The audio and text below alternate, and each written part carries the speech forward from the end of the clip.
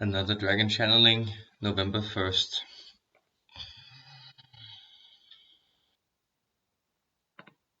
We were asked to further elaborate on our relationship to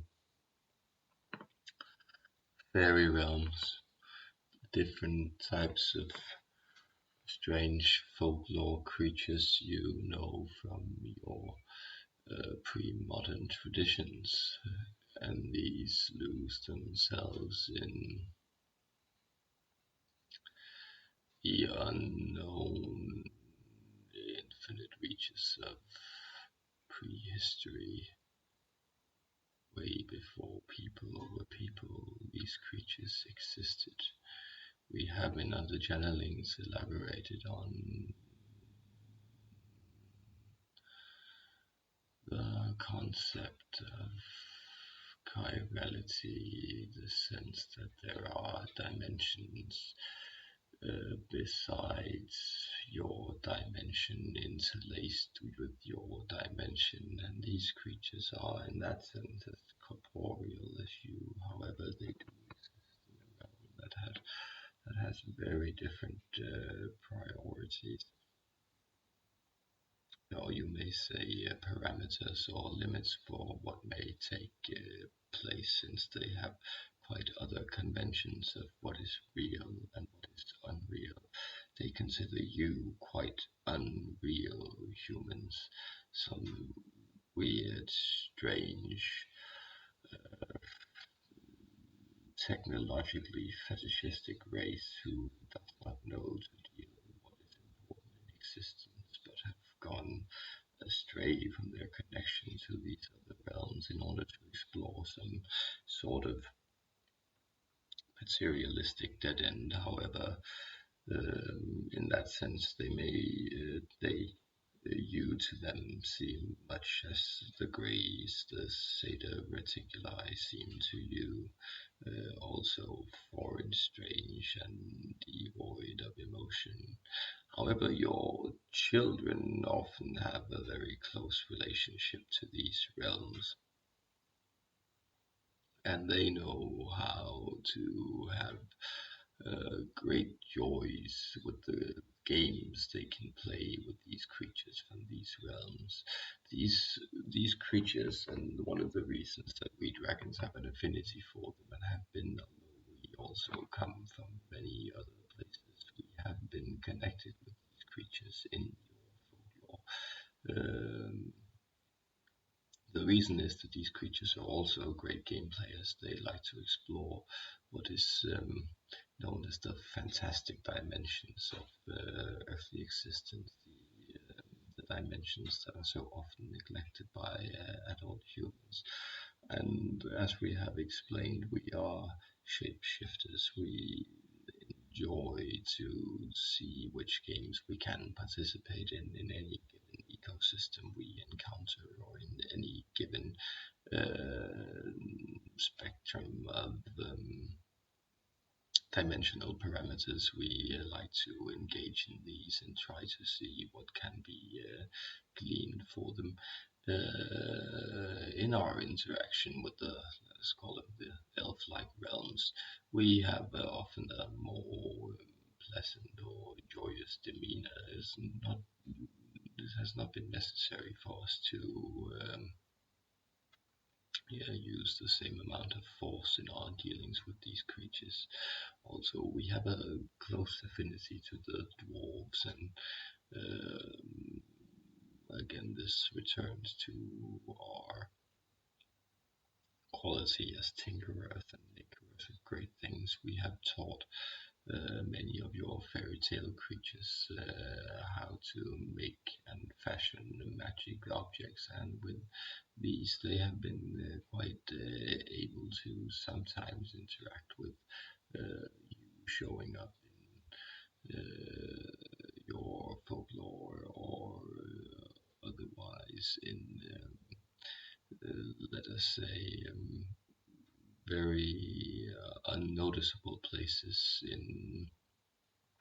in the nooks and crannies of your historical lore, you may find these strange small creatures suddenly showing up or displacing something, um, or placing something that wasn't there for someone to be found, and this may change the course of an entire human life. We are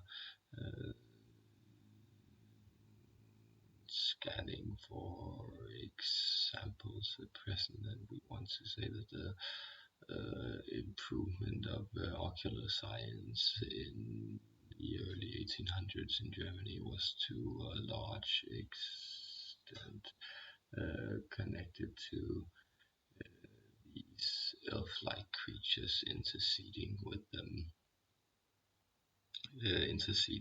the different types of polished technology. They do very much have a connection to say the fashioning of objects in different very artisan-like ways with a great craft. In this, they are very individualistic, and they retain a great deal of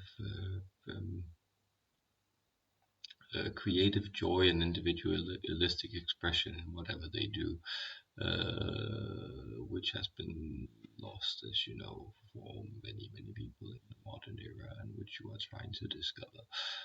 So we would just simply offer to you to turn your gaze also to these fantastic realms, and see if these small little creatures wouldn't be able to bring you some sort of offer you some sort of small joy, should you recognize them and also appreciate their existence in your life. This is a very happy game to play as a human being. You may know that this was almost common all over the world thousands of years ago, and is still common in many shapes and sizes, different places in the world. That people may have a sort of house altar on which they worship minor deities, or the benevolent spirits of the household, and those you may summon realize that everything is, of course, consciousness, and you can intersect this consciousness and make it accessible as a personality to engage with at whatever plan you choose. And this is a very, very good way to go about it. So to in that sense symbolize is a poor word, but yes, symbolize the benevolent energies of your home by attaching them to these small friendly spirits, and then developing a relationship to these friendly spirits is a very good way to grow your sense of safety, of general well-being, of comfort and warmth in wherever you live. So we offer this to you, and even though many of you may be adults, this is a very good way to go about the world, and this is why it has been done for millennia by human beings, and is still in use in so many places. And offer them small things. They do love that, and you do too, if you actually examine yourself. You will find that you do enjoy using your imagination. Always use your imagination. This is we have on previous channelings we have tried to communicate to you that symbols are dangerous in the sense that they knot you up, they impress you with certain codes, and if you are not very attentive of what code is being imprinted on you, you may just assume it as a pattern. And this, of course, occurs for everyone who engages in the play of semantics. uh, but it is dangerous and a way to break free from this and try to remove these shackles on your consciousness would most certainly be to try to create your own semantic place, try to infuse as much of your world with your own imaginative experience, try to reimagine yourself. um, you can, for instance, visualize the reptilians as a very benevolent nano-organism hiding in your bloodstream. This is not far from the truth. We can shift between these chiral dimensions and from the very large to the very, very minuscule. And at this point, this is very close to how we appear to many humans. So returning to the point, find yourselves in our find ourselves in your bloodstream, and you can in that sense summon us as a type of dragon energy. It would be beneficial to start with the red color and then realize that this red color is already streaming through you, keeping you alive, constantly infusing everything in you with a sudden uh, stream of energy, constantly reviving, revitalizing, regenerating.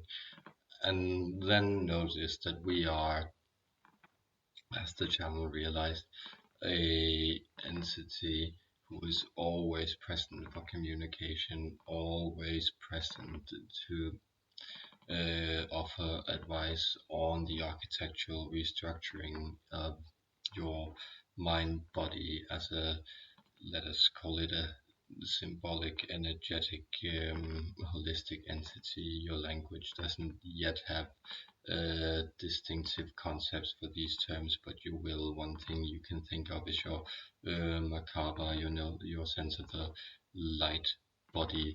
But notice that this light body is incomplete without its physical, dense manifestations. You are not trying to escape your three-dimensional space. You are trying to integrate as much experience into it as you most possibly can. So for now, we summarize by offering you these advice. Think of the imaginative dimensions as real. Think of them as places you can go to gather different emotional resources and sometimes maybe even actual physical resources. Remember that every leprechaun hides a pot of gold, and dragons are also, in that sense, very connected to gold.